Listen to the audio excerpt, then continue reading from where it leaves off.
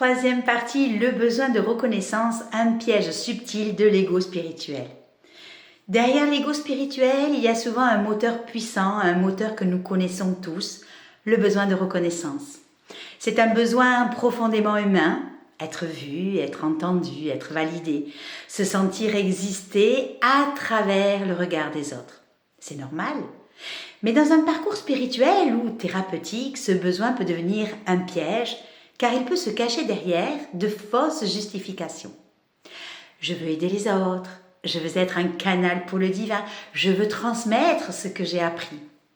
Tout cela semble noble, mais soyons honnêtes. Est-ce que je fais cela uniquement par amour ? Ou est-ce que quelque part en moi, il y a aussi un besoin d'être reconnu, apprécié, admiré ? Comment le besoin de reconnaissance s'infiltre donc dans la spiritualité ? Le problème, ce n'est pas le besoin de reconnaissance en lui-même, le problème, c'est l'illusion qu'on n'en a plus besoin.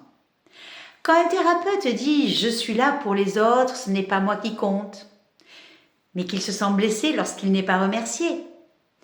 Quand un enseignant spirituel dit « je transmets juste ce que je reçois », mais qu'il est frustré quand ses élèves ne lui accordent pas assez de crédit, de likes, de retours.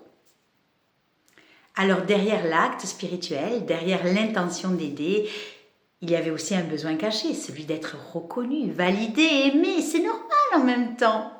Ce besoin de reconnaissance peut prendre plusieurs formes, la recherche d'admiration, être vu comme un maître, un sage, un guide. La quête de validation, avoir la confirmation qu'on est sur le bon chemin. L'envie d'exister aux yeux des autres, se sentir utile et légitime.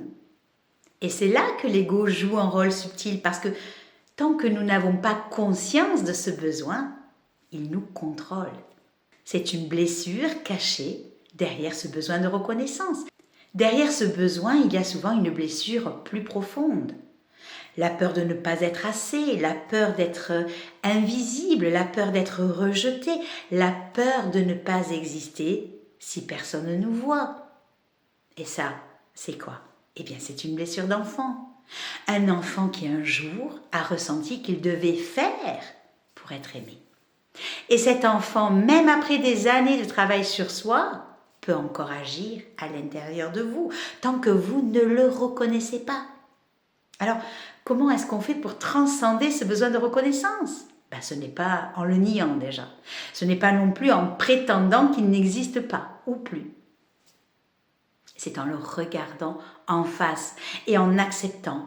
Oui, j'aime être reconnue pour ce que je fais. Oui, ça me touche quand on valorise mon travail.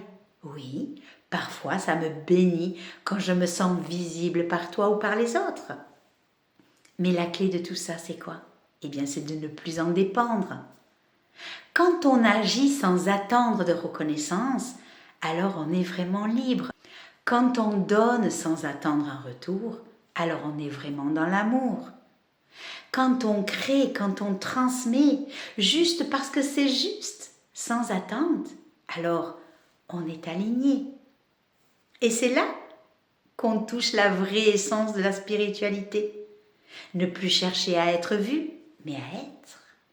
Ne plus chercher à être aimé, mais aimer. Ne plus chercher à être validé, mais à se valider soi-même. Parce que la seule véritable reconnaissance qui compte, c'est celle que l'on se donne à soi-même.